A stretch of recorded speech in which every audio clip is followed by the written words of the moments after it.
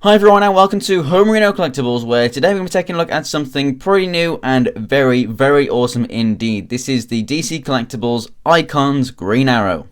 What's amazing about this figure line is that it is actually a 6-inch figure line.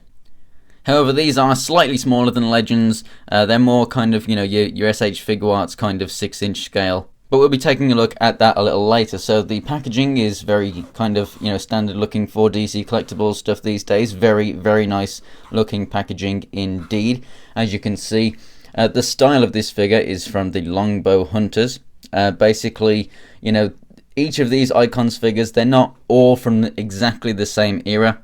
They're just from, they're just kind of like popular, awesome looks for each character.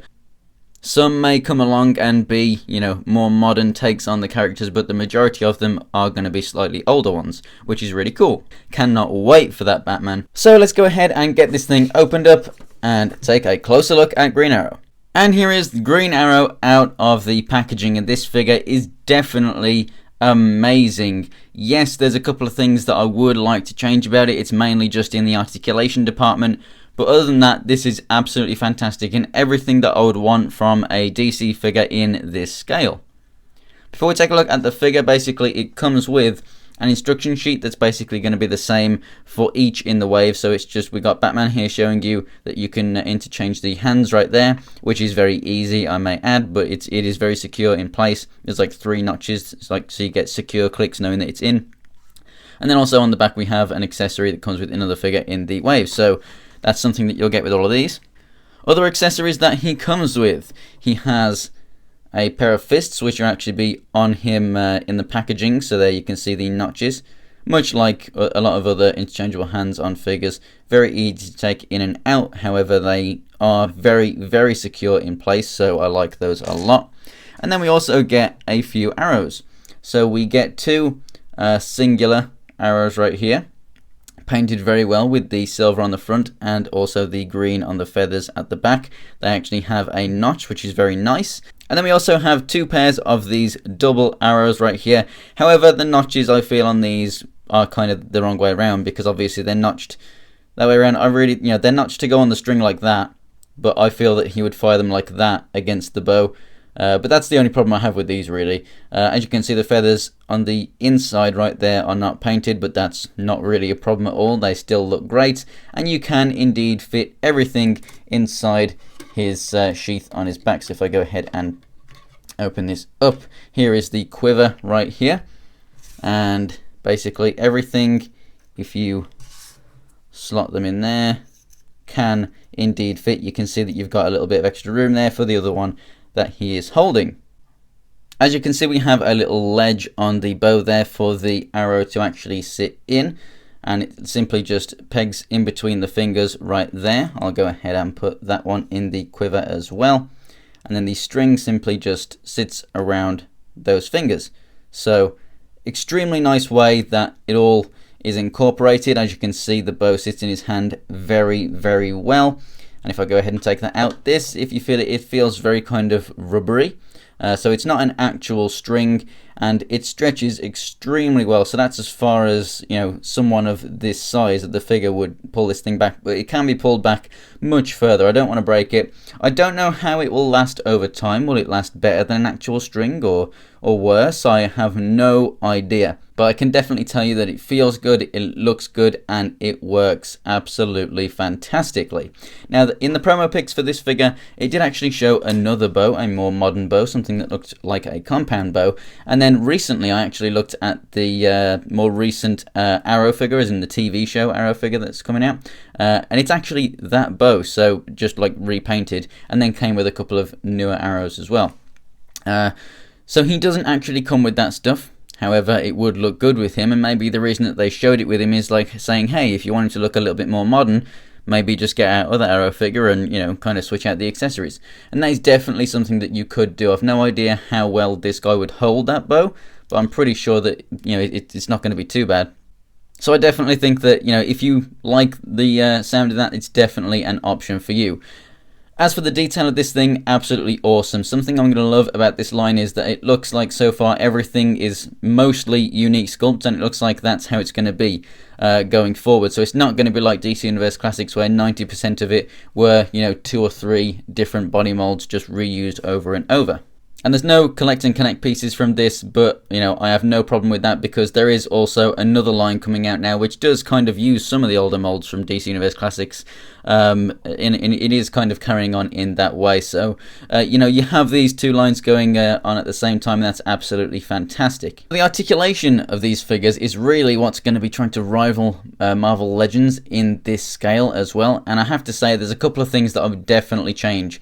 One of the things is this right here, and then one is the hips. So first of all, at the head, the hood is very soft and can be moved out the way to reveal Oliver Queen, which looks absolutely awesome. He doesn't have as much of the light shading on the hair up here as he does on his beard, but I think that this sculpt looks absolutely awesome, straight out of the comic books.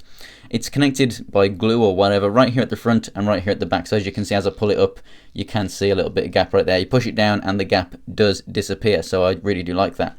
You can obviously move the head within the hood right there, and the hood will move a certain way with it.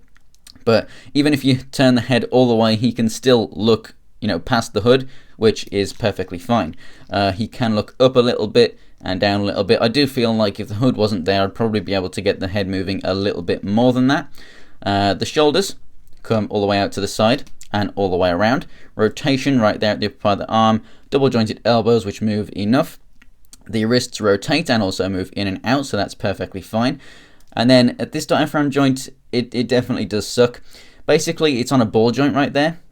You can pivot it side to side, which moves okay. It's a little bit tight. I know that you could move it a little bit more than that.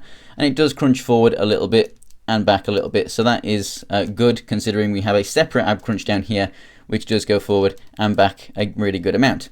However, because there's no waist joint, you've got to rely on this diaphragm up here. That is extremely tight and just barely moves. There just needs to be a little bit more clearance there, and it would be a really, really good kind of SH Figure Arts-esque diaphragm joint. They just need a little tiny bit more clearance, and that would be absolutely perfect. But as it is, it's not. I hope that they do change that on waves going forward and just make that a little bit more worthwhile.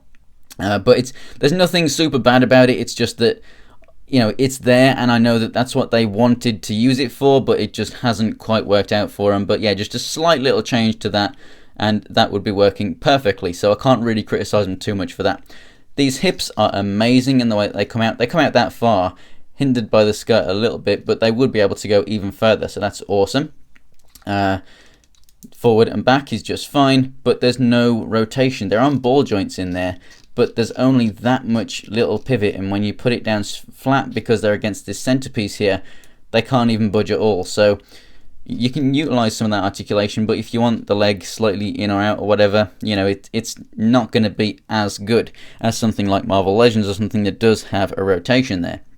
I think it works absolutely fine without it, but it's definitely a piece of articulation, either in the thigh or at the hip or something. A rotation really, really does need to be there in my mind for a perfect figure. But it's absolutely fine without it. It doesn't need it, but it would be very nice if it was there to compete with something like Marvel Legends. Double jointed knees. You do have a rotation down here at the boot. The feet go up and down, and they do, although they don't look like it, they do actually have a really good ankle pivot. I think it's hidden very, very well. I think that's a fantastic design right there. So really, really do love the articulation.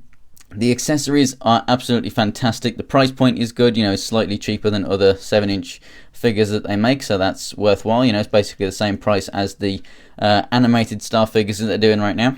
And as for a size comparison, here is Green Arrow. He stands 6 inches tall, just about. Most 6-inch figure lines, like Marvel Legends and DC Universe Classics over here on the left, which is representative of Deathstroke, which I recently picked up, so happy to have that figure, they normally stand about 6.5 inches tall. So Green Arrow is more of a kind of SH Figure Arts kind of size scaling, where it is basically just about 6 inches.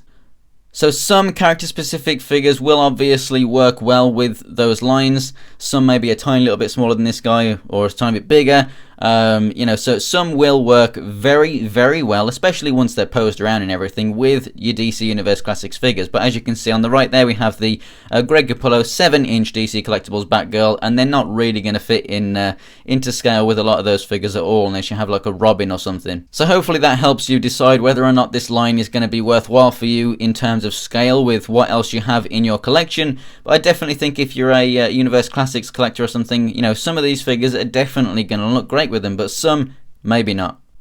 So besides a couple of parts of the articulation that I don't like, I definitely think that it's an amazing price for a fantastically detailed figure with a few good accessories. And yeah, I definitely think that you should go ahead and pick these up. If you're a DC fan, I think that right now they are the definitive DC action figures to collect. So thanks for watching, guys. If you enjoyed the video, go ahead and give it a like. And if you want to check out more pictures of anything else from my collection, including things coming up for future reviews, go ahead and follow me on Instagram. It's Homerino123. The link is in the description below. You'll also find a link to my Twitter. And for more DC icons, DC collectibles, and anything DC, go ahead and subscribe. So thanks for watching, guys, and I'll see you next time.